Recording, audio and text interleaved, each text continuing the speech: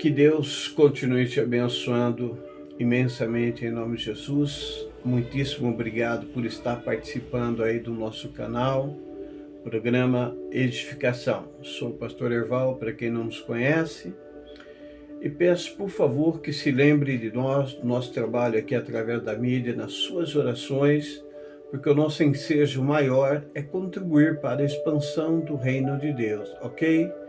Mas é óbvio que se você puder se inscrever, deixar seu like, fazer seus comentários, compartilhar e ativar o sininho, né? É muito importante ativar o sininho para que você receba os vídeos que nós sempre estamos colocando aí, ok? Queridos, no vídeo de hoje eu gostaria de falar sobre um assunto que não tem como a igreja se omitir dele. Então é muito debatido, é muito falado no meio do cristianismo e até na sociedade a respeito de sofrimento, problemas, tristezas na vida e, por excelência, na vida cristã. Visto porque quando nós conhecemos o Evangelho, a gente sempre ouve falar promessas de Deus para nos abençoar, socorrer, nos ajudar, etc. na vida. Mas quando a gente se depara com batalhas, dor, problemas e sofrimentos, é aí que vem às vezes as dificuldades de superação, de estrutura, permanência, firmeza no reino de Deus. Lembre-se que sempre para nós, todo e qualquer assunto, e sempre temos na Bíblia a resposta majoritária, principal. É o único livro de regra, fé e conduta para o povo de Deus e as Escrituras Sagradas, ok? Bom, para pegar assim um ponto específico sobre o assunto, é tão complicado porque isso aí é tão extenso que é tratado em toda a Bíblia Sagrada de forma direta ou indireta sobre o sofrimento na vida dos cristãos, né? Mas vejamos que inicialmente no Éden não era para haver sofrimento nenhum sobre esse mundo. Não era o propósito de Deus. O propósito de Deus era que nós tivéssemos aqui na terra um paraíso. Mas, infelizmente, pela decisão de Adão, principalmente, o pecado entrou e as suas consequências ao mesmo tempo. Então nós vemos ali que já inicialmente o sofrimento veio como consequência do pecado. E, obviamente, nos seus contextos, isso deveria sempre fazer com que o sofrimento levasse o ser humano a uma saída, a uma alternativa e uma solução, principalmente a celestial. Porque só Deus, por excelência, pode perdoar, salvar e resgatar alguém dos seus pecados. E não tem como nós aqui neste mundo estarmos isentos da nossa natureza pecaminosa. Nós somos literalmente pecadores. A nossa conversão eliminou de nós o pecado original de Adão e também aqueles outros que cometemos na vida. Mas nós, enquanto estivermos nessa matéria terrestre, nós não conseguimos o aperfeiçoamento. Então, automaticamente, nós cometemos equívocos, nós erramos, nós pecamos. E na grande maioria de vezes, creio eu, é de forma não espontânea. Não porque quer, mas porque simplesmente acontece, né? A própria composição pecaminosa nossa nos induz ao erro. E nós precisamos, às vezes, corrigir, refletir, entender e compreender que estamos errando. E somente quando vem, infelizmente, o sofrimento é que a gente reconhece os erros, Acerta-se com Deus naqueles pontos da vida que precisamos. E assim, sucessivamente falando, a gente vai ver em todo o histórico bíblico que praticamente todos os grandes homens, mulheres de Deus, não foram isentos de experiências semelhantes. Sofreram, tiveram traições, decepções, frustrações, tristeza, angústia, adversidade, enfermidade, um monte de coisas dessa natureza. É do princípio ao fim da Bíblia Sagrada.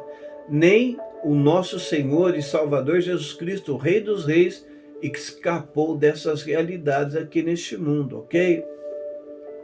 Mas você veja bem que em todo tempo, quando a dor, a luta, o sofrimento, a tristeza, ela vinha, envolvia, acometia quem quer que fosse, de forma particular, pessoal ou coletiva. Isso levava as pessoas a Deus. Elas procuravam em Deus o amparo, a resposta, o refrigério, a saúde, a libertação, a cura. E isso é algo que então leva-nos para a presença do nosso Deus. Lembremos, por exemplo, que o Senhor Jesus fala em Mateus 11, 28. Vinde a mim, todos vós que estáis cansados e oprimidos, e eu vos aliviarei. Então a dor, o sofrimento, os problemas na vida, eles têm por trás dos bastidores uma, vamos assim dizer, uma capacidade de nos levar aos céus, de nos levar ao Senhor nosso Deus. Por exemplo, você pode ler o livro de Juízes, você vai ver quantas vezes Israel pecava contra o Senhor. E Deus, em consequência, os entregava na mão de nações que eram inimigas, adversários deles. E aí então Israel clamava ao Senhor nosso Deus, e Deus levantava um libertador, o povo se acertava com Deus, voltava a servir ao Senhor. Pecava, vinha a consequência, clamavam a Deus, voltavam para o Senhor, e Deus socorria novamente. E assim sucessivamente vai a Bíblia assim nos mostrando essa realidade. A gente pode ver que nesse sentido, o próprio diabo acaba servindo ao Senhor nosso Deus de forma indireta, porque a atividade maldita satânica dele sobre o mundo faz com que muitas pessoas venham procurar em Cristo Jesus saída, solução, mesmo porque muitos problemas que o diabo acomete não tem como meios humanos de tirar Satanás da vida da pessoa, somente Jesus, né? A gente vai ver ali no Novo Testamento, na verdade, aquele pai que tinha um filho endemoniado, por exemplo, né? A gente vai ver aquela Ciro Fenícia que tinha a filha também endemoniada, e muitos outros que vieram a Jesus por causa da dor, por causa do sofrimento, da moléstia que os acometiam. Estou com a Bíblia aberta embaixo do vídeo aqui, na segunda carta de Paulo aos Coríntios, capítulo 12, quando Paulo relata um pouco da sua dor, sofrimento, e quando ele recebe ali um ataque de Satanás, que levou ele a clamar ao Senhor nosso Deus para que Deus afastasse o diabo dele. E foi-lhe dado ali um espinho na carne. E aí Deus aparece para Paulo e diz: olha, Paulo, eu vou dizer o seguinte, a minha graça te basta, ok? Porque o meu poder se aperfeiçoa na fraqueza. E aí Paulo vai escrevendo e narrando aqui, e ele diz no finalzinho aqui do versículo 10, assim, que é interessante: porque quando eu sou fraco, é que eu sou forte. Ou seja, Paulo se nos mostra aqui, de uma forma geral, primeiro, que Deus está no controle da nossa dor, Deus está no controle das nossas fraquezas, Deus está no controle das nossas batalhas, Deus está no controle de tudo e todas as coisas, porque Ele é Senhor. Os céus e a terra, o universo, estão sobre o poder, o domínio soberano de Deus.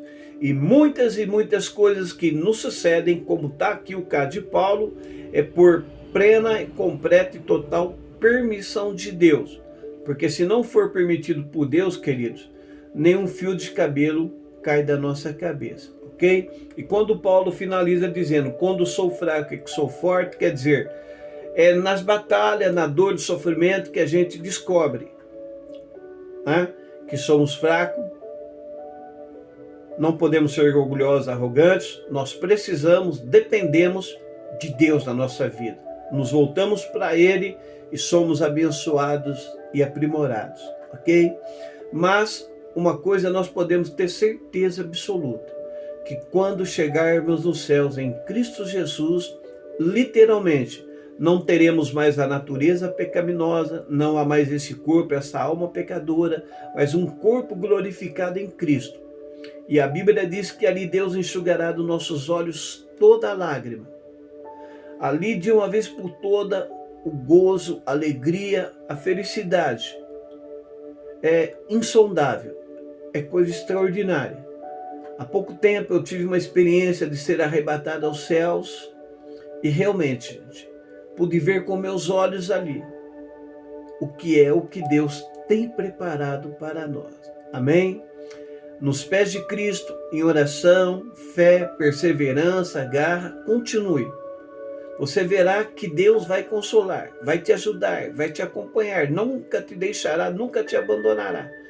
Você vai sair dessa, você vai vencer, você vai crescer, amadurecer, sua visão vai ampliar no reino de Deus. Tu será uma bênção, vencedor e vencedora em Cristo Jesus. Amém? Forte abraço e que Deus continue te abençoando até o nosso próximo programa, querendo Deus.